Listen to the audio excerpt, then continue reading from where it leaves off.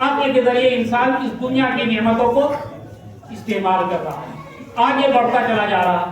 پہلے بلڈنگیں کیسی بن رہی تھی، اب کیسی بن رہی ہے، کھانے پینے کے کیا کیا ذرائع استعمال ہو رہے ہیں، اب دیکھ رہے ہیں۔ اچھائیوں میں بھی اور خرابیوں میں بھی انسان مختلف قسم کی ایجادات کرتا چلا جا رہا ہے۔ السلام علیکم وعلی آلہ وصحبہ اجمعین ومن تبعهم بإحسان إلى يوم الدين، أما بعد۔ أعوذ بالله من الشيطان الرجيم، بسم الله الرحمن الرحيم۔ إن هذا القرآن يهدي للتي هي أقوم۔ وروي عن النبي صلى الله عليه وسلم أنه قال خيركم من تعلم القرآن وعلمه۔ حضرات دیکھیے، دنیا میں ہم جو بھی علوم حاصل کرتے ہیں، جو بھی علم حاصل کرتے ہیں یا معلومات حاصل کرتے ہیں، اس کے ذرائع اس ذریعے سے، اس وسیلے سے ہم حاصل کرتے ہیں۔ ایک ذریعہ تو ہمارے پاس یہ ہے جسے حواس خمسہ کہتے ہیں، یعنی آنکھ سے دیکھ کر، کان سے سن کر، زبان سے چکھ کر، ناک سے سونگھ کر، ہاتھ سے ٹٹول کر، یہ 5 چیزیں ہوتی ہیں جسے حواس خمسہ کہتے ہیں۔ اس کے ذریعے سے ہم معلوم کرتے ہیں، ہم آپ کر کے دیکھ لیتے کون سی چیز اچھی ہے بری ہے، ناک سے سونگھ کر کے اچھی خوشبو ہے بدبو ہے کیا ہے نہیں ہے، زبان سے چکھ کر کے اس کا مزہ کیا ہے، ہاتھ سے ٹٹول کر کے، یہ چیزیں ہم کو اللہ رب العزت نے عطا فرمائی ہے اور ہر ایک کو اس کے اعتبار سے صلاحیت عطا فرمائی ہے۔ کسی کا حص اسی سے بہت بیدار ہوتا ہے، اللہ نے بینائی لے لی تو ہاتھ کی ایسی صلاحیت دے دی اس کی کہ وہ ہاتھ سے ٹٹول کر کے موقعوں کو پہچان لیتا ہے، ہاتھ سے ٹٹول کر کے آدمی کو پہچان لیتا ہے، کتابوں کو پہچان لیتا ہے۔ ایک نابینا کو ہم نے دیکھا کہ ہاتھ اس پر رکھا اور اس نے بلڈ پریشر بتا دیا، اب ٹکرا نہیں، اوپر نیچے دونوں کو بتا دیا۔ تو اللہ تعالیٰ نے حص بڑھا دی اس آنکھ کی نعمتیں برق ہے۔ یہ 5 نعمتیں اللہ رب العزت نے معلومات کے ذرائع کے طور پر ہمیں عطا فرمائی، لیکن یہ صرف انسانوں ہی کو نہیں دی، یہ اللہ رب العزت نے اپنی تمام مخلوقات کو دیا، جانوروں کو بھی دیا، چرند پرند کو بھی دیا، کیڑے مکوڑوں کو بھی دیا، اس لیے وہ اپنی معلومات، اپنی زندگی گزارنے کے طریقے وہ سب جانتے۔ سانپ بچھو بھی جانتا کس طرح سے، جانوروں کو بھی دیکھیے آپ، ان کی نسل کیسے چل رہی ہے، ان کو معلوم ہے کیسی ہماری بقا، کھانے پینے کے ذرائع کیا ہے، پرندے گھونسلے کس طرح سے بنا لیتے ہیں، لیکن ان کے ذرائع معلومات بس اسی حد تک کے ہیں، اس سے آگے نہیں بڑھتے۔ اس لیے دیکھ لیے جو جانور جس طرح سے زندگی گزار رہا تھا ماضی میں، آج بھی ویسی زندگی گزار رہا ہے، اس کے محلوں میں کوئی فرق نہیں آیا، جو جس طرح سے اڑا رہا تھا، گھاس پھوسے جس طرح جانور کھا رہے تھے، چرند پرند جس طرح سے اڑ کر کے یہاں وہاں سے روزی حاصل کرتے تھے، جنگلوں کے جانور جنگلوں کی زندگی گزار رہے، کوئی فرق نہیں آیا، رہائش میں نہیں اور کھانے پینے میں بھی نہیں، زندگی گزارنے کے طریقے میں بھی نہیں۔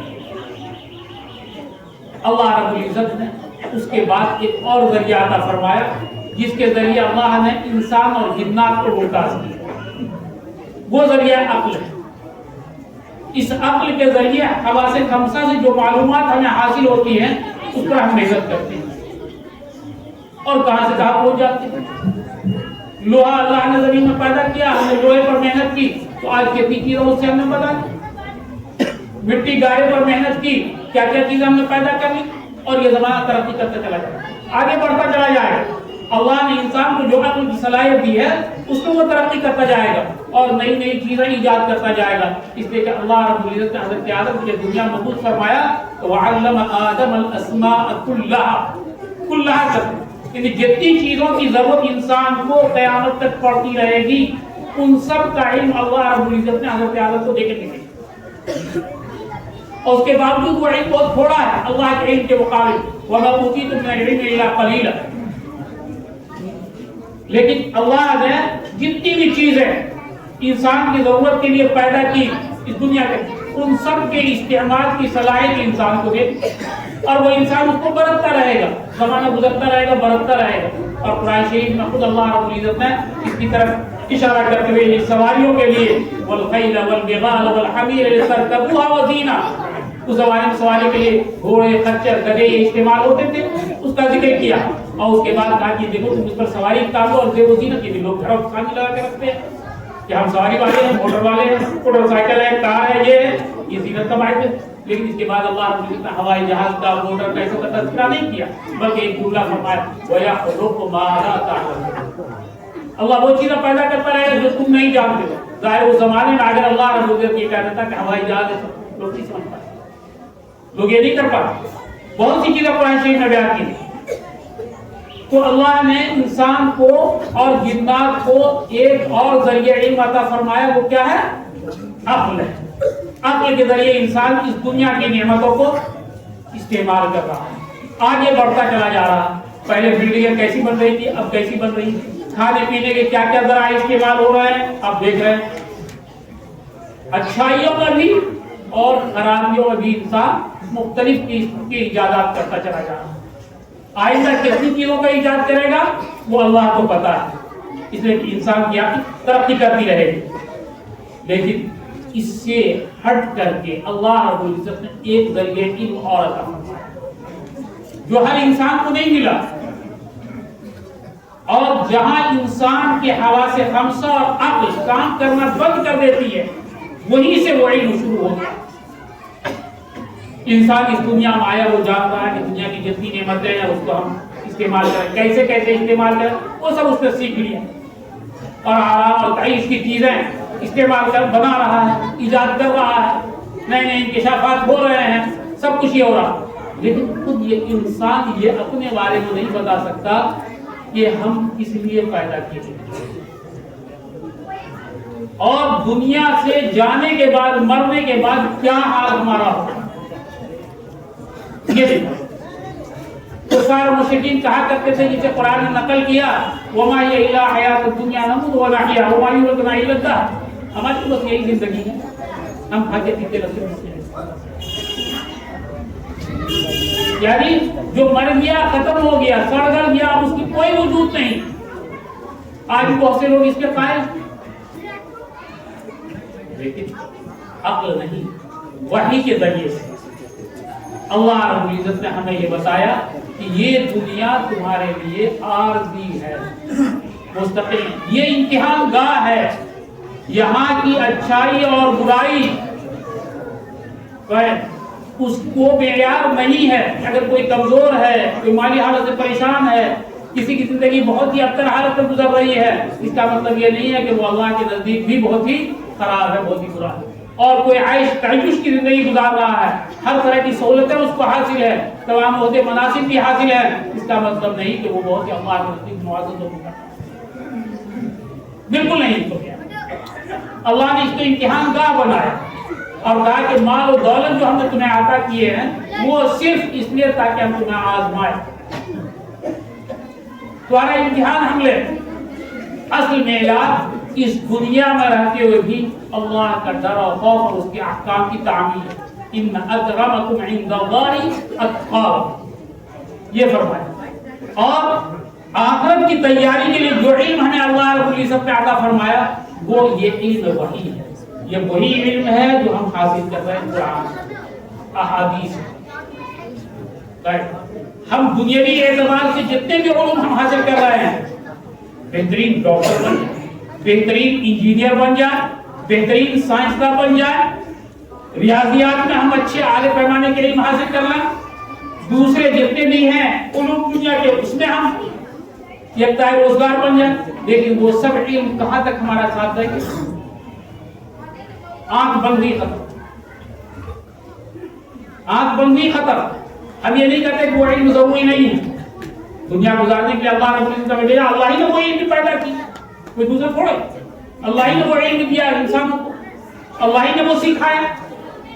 وہ علم ہے ضروری, لیکن کب, کہاں تک, اس دنیا تک. جیسی آنکھ بند ہوئی یہ علم ہمیں کام نہیں آئے گا. ہم ڈاکٹر بہت اچھے ڈاکٹر تھے, بہت بہترین سرجن تھے, بہترین انجینئر تھے, سائنسداں بہت ہی اعلیٰ قسم کے ہم تھے. ہم اس سائنس کے ذریعے یہ نہیں بتا سکتے ہیں کہ مرنے کے بعد کیا ہوگا. طب کے ذریعے, ڈاکٹری کے ذریعے ہم نہیں بتا سکتے کہ مرنے کے بعد کیا ہوگا. انجینئرنگ کے ذریعے ہم نے اعلیٰ عمارتیں قائم کر دی, 100 منزلہ عمارتیں ہم نے بنا دی. لفٹ ایسا ایجاد کیا کہ سیکنڈوں میں پورے 100 منزلہ عمارتیں طے ہو جاتی ہیں. آنکھ کے ہاتھ میں یہاں سے وہاں تک کیا پہنچ جاتے ہیں. ایٹم بم ہم نے ایسا ایجاد کیا کہ پوری آبادی کو سیکنڈوں میں ہم ختم کر دیں گے سب. لیکن مرنے کے بعد ہمارا کیا ہوگا؟ ان علوم کے ذریعے ہم یہاں تک نہیں پہنچ سکتے. قرآن کے ذریعے جو اللہ رب العزت نے علم ہمیں عطا فرمایا، یہ علم اس دنیا میں ہماری رہنمائی کرتا ہے اور ایسی رہنمائی کرتا ہے کہ قرآن شریف نے کہا ان ھذا القرآن یہدی للتی ہی اقوم. یہ قرآن سب سے زیادہ جو صحیح راستہ ہے، سب سے زیادہ جو ٹھوس اور مضبوط راستہ ہے، اس کی طرف رہنمائی کرتا ہے. اور یہی قرآن ہمیں بتاتا ہے کہ تم اس دنیا میں کس طرح سے زندگی گزارو تو آخرت میں کامیاب ہو. آنکھ بند ہونے کے بعد تمہارے ساتھ کیا معاملات ہو اور لوگوں کے ساتھ کیا معاملات ہو، لوگوں کا حساب و کتاب ہوگا، جنت اور جہنم، یہ ساری چیزیں ہمیں یہی قرآن حدیث سے. دنیا کا کوئی علم اس کی طرف رہنمائی نہیں کرتا ہے. اور یہ علم جہاں ہمیں اس دنیا میں کام آ رہا ہے، ویسی مرنے کے بعد بھی یہ علم کام آئے گا. دنیا کی جتنی بھی زبانیں ہیں ساری زبان اللہ کی پیدا کی ہوئی، کوئی زبان، لیکن عربی زبان کی خصوصیت یہ ہے کہ مرنے کے بعد اسی زبان سے ہم کو بات کرنا ہے. کل میں سوال و جواب بھی اسی زبان میں ہوں. جنت میں ہم جب جائیں گے تو اسی زبان میں اہل جنت ایک دوسرے سے بات چیت کریں گے. آپ غور کیجیے کہ اس دنیا میں اس علم سے کتنا بڑا فائدہ ہوتا ہے، کتنا بڑا اس علم کو چھوڑنے سے نقصان ہو رہا ہے. حضور اکرم صلی اللہ علیہ وسلم جب دنیا میں تشریف لائے، صحابہ کرام کو کس چیز کی تعلیم دے رہے ہیں؟ کس چیز کی تعلیم دے رہے ہیں بتائیے، زور سے کون؟ قرآن کریم کی. کون سی کتاب؟ قرآن کریم کی تعلیم دے رہے ہیں. قرآن سکھا رہے تھے، بتا رہے تھے. قرآن نازل ہو رہا تھا آسمان سے اور آپ صلی اللہ علیہ وسلم صحابہ کرام کو وہ تعلیم دے رہے تھے.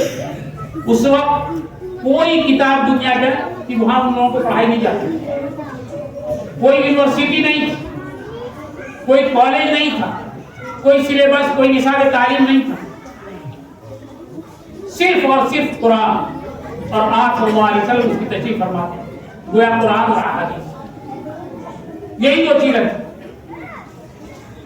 اور انہی دو چیزوں کے بارے میں اللہ کے رسول صلی اللہ علیہ وسلم نے حجۃ الوداع کے موقع پر باقاعدہ امت کو مخاطب کر کے فرمایا ترکت فیکم امرین لن تضلوا ما تمسکتم بہما کتاب اللہ و سنت نبیہ. کہ دو چیزیں میں تمہارے درمیان چھوڑے جا رہا ہوں، اگر تم اس کو مضبوطی سے تھامے رہے کبھی بیراہ نہیں. یہ بیراہ ہونا اسی دنیا کے اعتبار سے. آخرت کے بعد آخرت میں جانے کے بعد اللہ رب العزت کے ہاتھ میں عمل کا کوئی تذکرہ ہی نہیں ہوتا. وہاں تو جزا ہی جزا یا سزا ہی سزا. وہاں عمل کا کوئی ضرورت ہی نہیں. اس دنیا کے بارے میں آپ کو فرمائیں اگر قرآن اور حدیث کو تم مضبوطی سے تھامے رہے، اس پر عمل پیرا رہے، تو دنیا کی کوئی طاقت تمہیں ہلا نہیں سکتی. چنانچہ صحابہ کرام رضوان اللہ علیہم اجمعین کے حالات آپ پڑھیے، سیرت صحابہ پڑھیے کہ آپ صلی اللہ علیہ وسلم کے بعد حضور صلی اللہ علیہ وسلم کی اس قول کو جب انہوں نے مضبوطی سے تھاما تو دنیا کی اس وقت کی سپر پاور طاقتوں کو زیر کیا. بڑی بڑی طاقتیں اس وقت زیر لگی ہو گئی، مسلمانوں کے قبضے میں آ گئی اور مسلمانوں بڑی سے بڑی حکومت اور سلطنت قائم. خوشحالی عام ہو گئی، امن و امان عام ہو گیا. خوشحالی کا یہ عالم تھا کہ کوئی غریب نہیں ملتا، لوگ صدقہ دے کر کے نکلتے تھے، ملتا نہیں تھا کوئی غریب جن کو صدقہ دے سکتا. امن و امان کے یہ عالم تھا کہ ملک کے ایک گوشے سے دوسرے گوشے تک کے ایک بوڑھی عورت بھی پورے ساز و سامان کے ساتھ نکلتی اور چلی جاتی، کوئی نظر اٹھا کر کے دیکھتا ہے. ایسی حکومت اسی دنیا میں قائم ہوئی، ایسا امان، ایسی خوشحالی اسی دنیا میں قائم ہوئی. دنیا کی دوسری حکومتیں آج تک ایک مثال بھی نہیں پیش کر سکی کہ اس میں کوئی بھوکا نہ ہو، کوئی ننگا نہ ہو، کوئی ضرورت مند نہ ہو، کوئی پریشان حال نہ ہو اور امن و امان اس قدر ہو. یہ صرف اور صرف اس قرآن کے پڑھنے پڑھانے والوں نے، اس کو سیکھنے سکھانے والوں نے، اس پر عمل کرنے والوں نے دنیا کے سامنے اس کا نمونہ پیش کیا. اور صحابہ کرام نے اپنے عمل سے یہ بتایا پھر یہ کہ حکمرانی کیسے کی جاتی ہے، حکومت کیسے کی جاتی ہے، یہ بھی انہوں نے ہی بتایا قرآن حدیث کی روشنی میں۔ حضرت عمر بن عبدالعزیز اور حضرت عمر فاروق رضی اللہ تعالیٰ عنہ کے حالات اٹھا کے دیکھیں۔ حضرت عمر فاروق رضی اللہ تعالیٰ عنہ نے حکمرانی کیسی کرنی چاہیے وہ بتایا اور سکھایا، اور اس حکمرانی کرتے ہوئے بھی دین کے اصول کو قائم رکھا، کبھی فرق نہیں آنے دیا۔ آج ہم ایک تھوڑا سا کام کریں، کوئی ذمہ دار بن گئے تو میں اس میں مشغول ہوں، اس میں مشغول ہوں، ہماری نمازیں کتنی چھوٹ جاتی، کتنی قضا ہو جاتی۔ حضرت عمر بن خطاب رضی اللہ تعالیٰ اپنی گورنروں کو لکھ رہے ہیں جو حکومت اور سلطنت کے کام دیکھ رہے ہیں روزمرہ، دیکھو انھا مأمورون بالصلاۃ فمن ضیعھا فہو لما سواھا اضیع۔ دیکھو تمہارے تمام کاموں میں، حکومت اور سلطنت کے کاموں میں ہمارے نزدیک سب سے زیادہ اہم نماز ہے۔ نماز کا اہتمام رکھنا، نماز کو ضائع نہیں کرنا۔ جو نماز کا پابند نہیں ہوتا ہے وہ دوسری چیزوں کا بھی پابند نہیں ہو سکتا، دوسری چیزوں پر کیا ہوگا نہیں۔ قرآن کی تعلیم کو انہوں نے عام کیا۔ قرآن صرف ناظرہ پڑھ لینے، حفظ کر لینے اس کا نام نہیں۔ حفظ کیا ہم نے، اللہ رب العزت ہمارے سامنے قرآن کو محفوظ کرتے ہیں، بہت بڑی عظیم عبادت ہے۔ لیکن قرآن کا صرف اتنا ہی حق نہیں، یہ بالکل ابتدائی درجے کی چیز ہے۔ اس کے بعد قرآن کو سمجھنا اور اس پر عمل کرنا یہ ضروری ہے۔ صحابہ کرام کہتے ہیں تعلمنا القرآن والعلم والعمل معا، ہم نے قرآن پڑھنا بھی سیکھا، اس کو سمجھنا بھی سیکھا، اس پر عمل کرنا سیکھا، ایک تھا۔ آج ہم نے قرآن کو چھوڑ دیا، پتہ نہیں کہاں سے ذہن میں یہ بات آئی کہ قرآن کو حفظ کر لینا یا اس کا ناظرہ پڑھ لینا، تلاوت کر لینا یہ کافی ہے، یہ عبادت کی کتاب ہے، اور عبادت کو ہم نے مسلم کر کے محدود کر دی، یعنی دستور العمل نہیں ہے، بلکہ اس سے بھی آگے بڑھ کر کے ہم نے اس کو مردہ قرار بنا، مردہ کتاب بنا دی۔ کوئی مرا اہتمام کیا ہم نے قرآن خوانی، اور اب کی قرآن خوانی کی بھی برسی بنانے لگے کہ سال میں جو مر گیا ہے اسی تاریخ کو ان کا انتقال ہوا تھا، اللہ قرآن کی قرآن خوانی کرایا، یہ رسمی ہم اپنی طرف سے ایجاد کریں، اور قرآن شریف پڑھا کر کے وقت ہو گیا ثواب نہیں گیا، یہ حق پورا ہو گیا ماں باپ کا۔ ماں باپ کا اتنا بڑا حق ہے کہ آپ زندگی بھر ان کے لیے دعا کرتے رہو، نہیں پورا کرتے، اور جو آسان صورت اللہ کے رسول نے بتائی وہ اختیار نہیں کرتی۔ ہر نماز کے بعد ماں باپ کے لیے دعا کریں، پانچ وقت کی نماز پڑھیں گے، پانچ وقت دعا کریں گے، تو ایک رسم ہم نے بنا لی اور اس کو چھوڑ دی، تو ایک مردہ کتاب نے اس کو قرار دی، جبکہ یہ کتاب زندہ لوگوں کے لیے دستور العمل ہے کہ اللہ رب العزت نے ایک ذات حیات دیا کہ زندگی اس ڈھرے پر گزارو۔ جب اس کو نازل فرمایا تو اسی وقت کہا شہر رمضان الذی انزل فیہ القرآن ھدی للناس، ھدی للناس، ساری انسانیت کے لیے ہدایت کا ذریعہ، پوری دنیا کے لیے۔ یہ قرآن کی خصوصیت ہے کہ پوری دنیا کے انسانوں کے لیے اور قیامت تک کے لیے، دوسری کتابوں کی یہ خصوصیت نہیں۔ اگر صرف قرآن پر ہم غور کریں آج، یہ ایمان آنے کے لیے کافی ہے۔ واحد یہ زبان عربی ہے جس کے اندر کوئی تغیر تبدل نہیں ہوا، جو زبان اس وقت رائج تھی قرآن کے نزول کے وقت، آج بھی وہ زبان جو کہ محفوظ ہے۔ دنیا کی دوسری تمام زبانوں کو اٹھا کر کے دیکھ لیجیے، بغیر استثناء کے کوئی زبان اسی حال میں محفوظ نہیں ہے۔ دو چار سو سال پہلے کی انگریزی دیکھ لیجیے، 200-400 سال پہلے کی فرانس دیکھ لیجیے، فارسی دیکھ لیجیے، خود یہ اردو دیکھ لیجیے آپ، اور آج کی اردو دیکھ آپ کو زمین آسمان کا فرق ہوتا ہے۔ لیکن قرآن کریم جس وقت نازل ہو رہا تھا، جو زبان اس کی تھی وہی آج بھی الحمدللہ محفوظ ہے۔ لوگ پڑھ رہے ہیں، بول رہے ہیں، لکھ رہے ہیں اس زبان میں، یہ صرف قرآن کی ہے۔ اور قرآن کریم جس طرح سے نازل ہوا بالعکس اسی طرح سے آج بھی محفوظ ہے۔ یہی ایک چیز انسان کو اس کی طرف رجوع ہونے کے لیے کافی ہے کہ اگر وہ غور کرے اس کتاب پر تو بلا شبہ وہ ایمان لے آئے۔ ایک واقعہ سنا کر کے میں ختم کرتا ہوں آپ کی ترغیب کے لیے۔ شاہ فیصل کا نام سنا ہوگا، سعودی عرب کے فرما رواؤں میں سب سے معتدل اور بہتر بادشاہ گزرا ہے۔ وہ یورپ گیا تھا اپنے علاج کے غرض سے، آپریشن وغیرہ خوشی ہو، وہاں جس ڈاکٹر نے ان کا آپریشن کیا معلوم اس کا نام کوئی بھکائی، شاہ فیصل سے یہ کہا باقی کہ آج ایسا ذہین و فقیر انسان وہ بھی اسی مذہب کو مانتا ہے، قرآن کو اللہ کی کتاب کہہ رہا ہے، اسی نبی پر ایمان رکھ رہا ہے. آپ ایسا تو انسان قرآن چیزیں اس سے کیا واسطہ ہے؟ شاہ فیصل نے بڑے اطمینان سے کہا کہ آپ قرآن کی اور کہا ہم نے پڑھا، کہا کس زبان میں پڑھا؟ تو فرنچ یا انگریزی کو پڑھا ہے، اس کا ترجمہ پڑھا.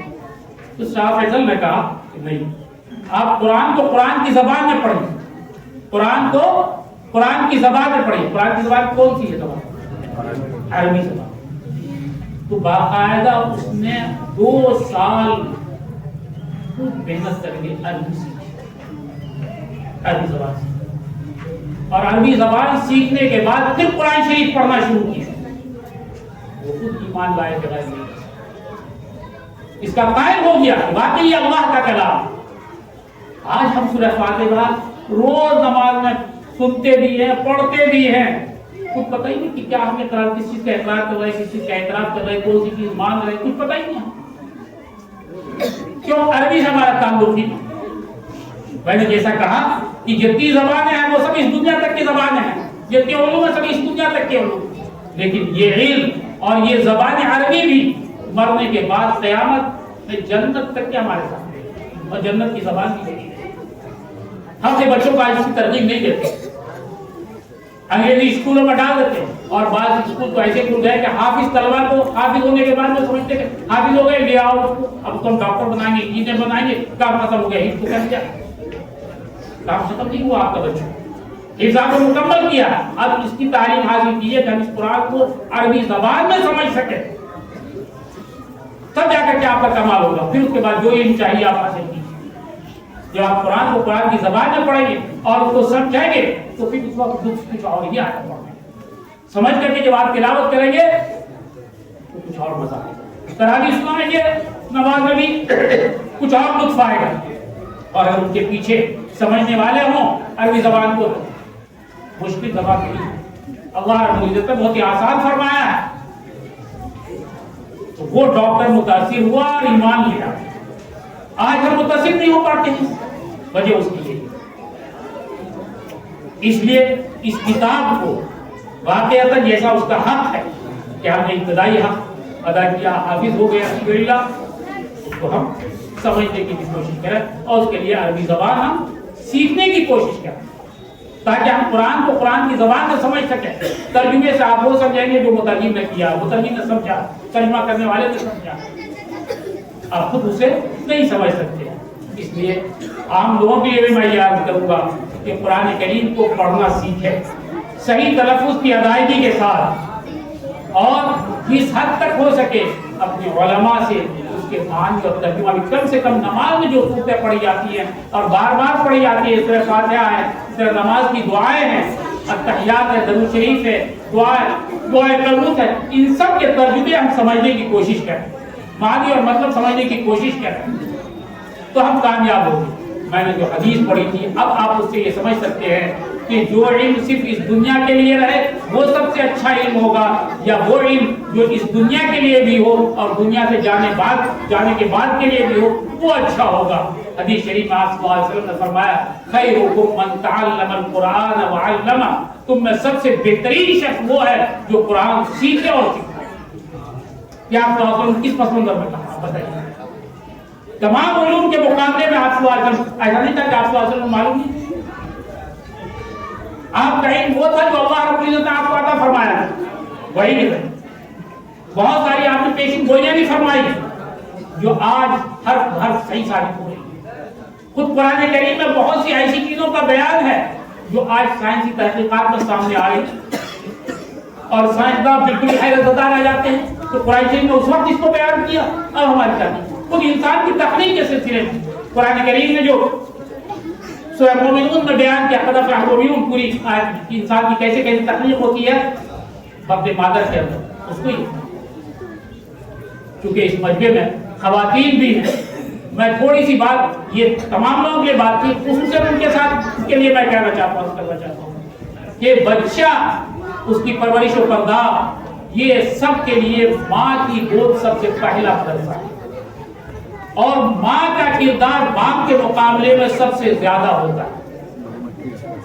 اللہ کے رسول صلی اللہ علیہ وسلم فرمایا کل مولود یولد علی الفطرہ فابواہ یحولانہ و ینصرانہ و یمجسانہ، ہر بچہ اپنی فطرت پر پیدا ہوتا ہے، یعنی دین اسلام۔ ماں باپ اس کو یہودی، نصرانی، مجوسی بنا دیتے ہیں، یعنی ماں باپ جس کردار کے ہوتے ہیں اسی کردار میں ڈھال دیتے ہیں اپنے بچے۔ اور اس کی واضح دلیل یہ ہے کہ ماں باپ جو زبان بولتا ہے بچہ بھی وہی زبان بولنے لگتا ہے۔ ایسا نہیں ہوتا ہے کہ باپ اردو بول رہے اور بچہ عربی بولنے لگے، جو ماں باپ عربی بول رہے اور بچہ اردو بولنے لگے۔ جو زبان ماں باپ کی ہوتی ہے اسی ماحول سے وہ بچہ سیکھتا ہے، سمجھتا ہے۔ تو ماں کا کردار ہر زمانے میں، ہر مرد کے پیچھے جو بڑی بڑی شخصیتیں پیدا ہوئی ان کے پیچھے ان کی ماں کا دھرم۔ میں تفصیلات میں نہیں جاؤں گا۔ بعد ماں وہ تھی جو بغیر وضو کے بچے کو دودھ نہیں پلاتی، جو ہر ہفتے بچے کی طرف سے ایک ذبیحہ کرتی تھی، اس کو صدقہ کر دیتی تھی، ایک جانور ذبح کر کے صدقہ کر دیتی تھی۔ بعض ماں نے اتنا اہتمام کیا کہ حمل ٹھہرنے کے بعد سے اپنے شوہر کی آمدنی پر شک ہوا کہ ہو سکتا ہے کہ اس میں تھوڑا بہت شبہ ہو، اس کی آمدنی میں کچھ حرام کی آمیزش ہو، تو اس کو نہیں کھایا اور خود سے محنت کر کے ٹوپیاں مزدور کر کے بازار میں فروخت کرا کر کے اس کی آمدنی سے یہ عجیب و غریب کہانیاں پوری واقعات ہے، کہانی واقعات حقیقت، اور اس کی وجہ سے وہ سب اعلیٰ درجے کے، اونچے درجے کے شخصیتیں پیدا ہوئی، بہادر پیدا ہوئی۔ لیکن آج کی ہماری مائیں ٹی وی، ٹیلی ویژن، موبائل، ان سب پر لگ کر کے، بلکہ بعض بار یہ ہو گیا کہ بچے رونے لگے موبائل دے دیا، یہ کہانی اس کے ذہن کے لیے، اس کی فکر کے لیے، اس کی صحت کے لیے ساری چیزوں کو چوپٹ کر دیتی۔ اس کے چھوڑنے کے لیے ہماری ماں کو موبائل نہیں چھوڑنا، بچوں کے سامنے اس طرح کی چیزیں دیکھنی نہیں چاہیے۔ ہم سمجھتے ہیں کہ معمولی بچہ ہے، 1 مہینے کا، 2 مہینے سے کیا فرق پڑتا ہے؟ بچہ جیسی دنیا میں ہاتھ کھول دیتا ہے دنیا کی چیزوں سے متاثر ہونا شروع ہو جاتا ہے، اس کے ذہن میں یہ ساری چیزیں پسند کرنے لگتی ہیں۔ آپ اس میں ان نفس کے جو ماہرین ہیں ان کی کتابوں کو پڑھیے، ان سب میں یہ چیزیں دیکھیں۔ اس لیے میں اپنی بہنوں سے، ماں سے گزارش کروں گا کہ بچوں کی تربیت میں آپ کا خاص دخل ہے۔ آپ اللہ کے واسطے اللہ کے دین کو سمجھیے اور اپنے ذہن میں بیٹھا لیجئے کہ ہر نفع اور نقصان کا تنہا صرف اللہ مالک ہے، ہر اچھائی برائی کا، ہر عزت و ذلت کا تنہا اللہ مالک ہے۔ آپ اس اللہ کے نام اور رسول اللہ صلی اللہ علیہ وسلم کی سنت کے اتباع میں اپنے بچوں کو اسی کی روشنی میں تربیت دیجیے۔ چھوٹا بچہ ہو، چاہے آج کا پیدا ہوا ہو یا یہ کہ 10 سال، 12 سال، 15 سال کے ہو گئے ہوں، آپ کا زیادہ کردار ہوتا ہے باپ کے مقابلے میں، مردوں کے مقابلے میں۔ اس لیے آپ اس پر توجہ دیجیے۔ اللہ تعالی ہمیں عمل کرنے کی توفیق عطا فرمائے۔ ربنا آتنا فی الدنیا حسنۃ وفی الآخرۃ حسنۃ اللهم لك الحمد والشكر كما ينبغي لجلال وجهك ربنا ظلمنا ربنا آتنا في الدنيا حسنة وفي الآخرة وقنا عذاب النار يا حي يا قيوم يا مستغيث استغفر شأننا كله ولا تكلنا إلى انفسنا یا اللہ ہمارے گناہوں کو معاف فرما، ہمارے خطاؤں کو معاف فرما۔ یا اللہ اس مجلس میں جتنے لوگ بیٹھے ہوئے ان کی جائز خواہشات کو پورا فرما۔ یا اللہ ان کی خواتین ہو یا مرد ہو یا اللہ سبوں کی جائز خواہشات کو پورا فرما۔ جو لوگ پریشان ہیں ان کی پریشانی کو دور فرما۔ یا اللہ جو مجبور ہو بیچارے ہوں یا اللہ ان کو غیر سے، ان کی غیر سے مدد فرما۔ یا اللہ جو بے روزگار ہوں انہیں حلال روزی نصیب فرما۔ یا اللہ ہم سب کو حرام سے بچا کر کے حلال کی طرف لے چل۔ یا اللہ اس ادارے کی ہر طرح سے ترقی نصیب فرما۔ یا اللہ ان کی ذریعات کی تکفل فرما۔ یا اللہ جو لوگ ان کے معاون بنے ہوئے یا اللہ ان سب کو اور عطا فرما، ان کی جان میں، مال میں، آل و اولاد میں، عمر میں، صحت و عافیت کے ساتھ برکت نصیب فرما۔ یا اللہ یہ طلبہ انہوں نے قرآن کریم کا حفظ شروع کرنے کا ارادہ کیا ہے، یا اللہ ان کو پائے کے پھر تک پہنچائے، رکاوٹوں کو دور فرما، آسانیاں مہیا فرما۔ اے اللہ جو حفظ مکمل کر چکے ہیں یا اللہ ان کے سینے میں قرآن کریم کو محفوظ فرما۔ یا اللہ وہ کبھی نہ بھولیں اور یا اللہ ان کو اس میں سمجھنے کی توفیق بھی نصیب فرما۔ یا اللہ وہ یہ علم حاصل کرے جس کے ذریعے سے قرآن حدیث کو سمجھ سکے، خود اس کی زبان میں سمجھ سکے۔ یا اللہ اس مدرسے کے اساتذہ کو محنت کی ہے، یا اللہ ان اساتذہ کو بالقبول فرما۔ یا اللہ ان کے لیے ان سب کو صدقہ جاریہ بنا دے۔ یا اللہ جو معاونین ہیں، صدر سیکریٹری، ممبران ہیں، گاؤں کے لوگ ہیں اور دیگر جو دوسرے گاؤں کے لوگ بھی معاون بنتے رہتے ہیں، اے اللہ ان سب کو بہتر بدلہ عطا فرما، اے اللہ ان سب کے لیے صدقہ جاریہ بنا، اے اللہ اس میں ہمارا حصہ بھی نصیب فرما، اے اللہ ہمارا حصہ بھی نصیب فرما، اے اللہ ہماری خواتین ہماری مائیں اور بہنیں بھی یہاں موجود ہے، اے اللہ ان سب کو توفیق دے کہ وہ اپنے بچوں کی صحیح تربیت کر سکے، اے اللہ ان سب کی صحیح تربیت کر سکے، اے اللہ انہی کی گود بچوں کے لیے پہلا مدرسہ ہے، اے اللہ انہیں کی توفیق دے، اے اللہ ایسے جہاں بھی جو جس طرح سے پریشان ہو، اے اللہ اس کی پریشانی کو دور فرما، جو مقروض ہو اس کی قرض کی ادائیگی کو ترنت پیدا فرما دے، اے اللہ جس کے جوڑے نصیب نہ ہو اے اللہ انہیں صالح جوڑا نصیب فرما، اے اللہ جو بے اولاد ہو اے اللہ انہیں صالح اولاد نصیب فرما، اے اللہ صالح اولاد نصیب فرما، اے اللہ کے رسول صلی اللہ علیہ وسلم کی سنت پر عمل پیدا فرما، اے اللہ ملک کے حالات بہت ناگفتہ ہیں، اے اللہ ہم سب کی حفاظت فرما، اے اللہ اسلام پر صحیح معنوں میں چلنے کی توفیق نصیب فرما، اے اللہ کی اسلام کو ہمارے ذریعے سے تقویت پہنچائے، بلا شبہ جو انتہائی مستقل اور بے نیاز ہے، ہم سراپا محتاج ہیں، اے اللہ ہمارے ذریعے دین کی خدمت دے لے، اے اللہ ہمارے ذریعے دین کی خدمت دے لے، اے اللہ پورے ہندوستان مسلمان جہاں کہیں پریشان حال ہیں ان کی پریشانیوں کو دور فرما، اے اللہ ہمارے مساجد مدارس اوقاف سب کی حفاظت فرما، اے اللہ تیری طاقت سے بڑھ کر کوئی طاقت نہیں، تیری فوج سے بڑھ کر کوئی فوج نہیں، اے اللہ اپنی طاقت اور اپنی فوج کا استعمال کرتے ہوئے جو تیرے خلاف ہے یا اللہ انہیں ہدایت دے دے یا پھر راستے سے ہٹا دے، اے اللہ انہیں ہدایت دے دے یا راستے سے ہٹا دے، اے اللہ اس ملک کے امن و امان کے لیے بھی دعا کرتے ہیں، اے اللہ اس ملک کی خوشحالی کے لیے بھی دعا کرتے ہیں، اے اللہ جو شر ہے اس ملک سے اس کو دور فرما، اے اللہ ہر شر سے ہماری حفاظت فرما، ربنا تقبل منا انك انت السميع العليم وتب علينا انك انت التواب الرحيم، اللهم انا نسألك من خير ما سألك نبيك وحبيبك محمد صلى الله عليه وسلم، ونعوذ بك من شر ما استعاذ منه نبيك وحبيبك محمد صلى الله عليه وسلم، انت المستعان وعليك البلاء ولا حول ولا قوه الا بالله، جزا الله عنا محمدا واهله، جزا الله عنا محمدا واهله، جزا الله عنا محمدا واهله، سبحان ربك رب العزه عما يصفون وسلام على المرسلين والحمد لله رب العالمين، وصلى الله على النبي وعلى اله وصحبه اجمعين برحمتك يا ارحم الراحمين، آمين.